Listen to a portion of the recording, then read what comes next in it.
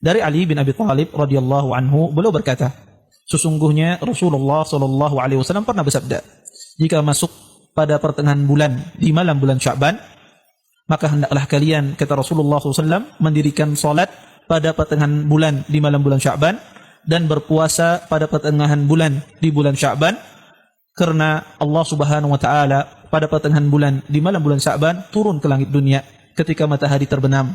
Allah Subhanahu wa taala mengatakan, adakah pada malam ini orang yang meminta ampun? Niscaya akan aku ampuni. Adakah di malam ini orang yang meminta rezeki? Niscaya akan aku beri rezeki. Adakah di antara malam ini orang yang ditimpa musibah kemudian dia meminta kesembuhan? Niscaya akan aku sembuhkan. Dan Allah Subhanahu wa taala berkata demikian sampai terbit fajar. Hadis ini dikeluarkan oleh Imam Ibnu Majah di dalam kitab Sunan beliau. Dan hadis ini pula dikeluarkan oleh Imam Al-Baihaqi di dalam kitab beliau Syu'abil Iman. Dan hadis ini juga dikeluarkan oleh imam-imam yang lainnya. Kaum muslimin dan muslimat yang dimuliakan oleh Allah Subhanahu wa taala, hadis yang kita bacakan barusan, hadis ini berbicara tentang dua keutamaan. Pertama, keutamaan menghidupkan malam pada pertengahan bulan Sya'ban, dan yang kedua berbicara tentang keutamaan puasa pada pertengahan bulan Sya'ban. Kalau kita lihat hadis ini dari sisi sanadnya, maka di dalam hadis Ali bin Abi Thalib ini kita dapati di dalam sanadnya ada seorang rawi yang bernama Ibnu Abi Sabrah. Beliau ini namanya adalah Abu Bakar Ibnu Abdullah Ibnu Muhammad Ibnu Abi Sabrah. Beliau ini terkenal di kalangan ulama hadis adalah seorang rawi yang sangat lemah.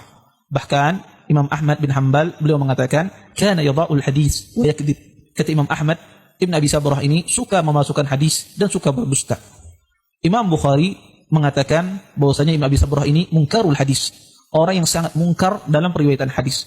Hal serupa juga dikatakan oleh Imam Ali bin Al-Madini seperti apa yang dikatakan oleh Imam Al-Bukhari.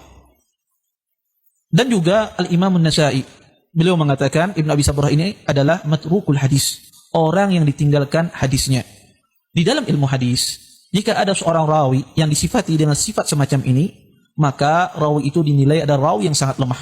Sehingga ketika dia meriwayatkan hadis, maka hadisnya dihukumi adalah hadis yang sangat lemah, atau dihukumi hadisnya adalah hadis yang palsu.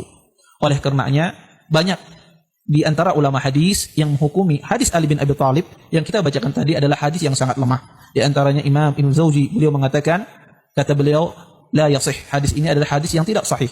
Dan juga hadis ini juga dilemahkan oleh Imam Al-Iraqi. Beliau mengatakan, isnaduhu dha'if, sesungguhnya sanad di dalam hadis ini adalah sanad yang dha'if. Kemudian hadis ini juga dilemahkan oleh Imam Al-Aini, Al-Laqnawi dan yang lainnya.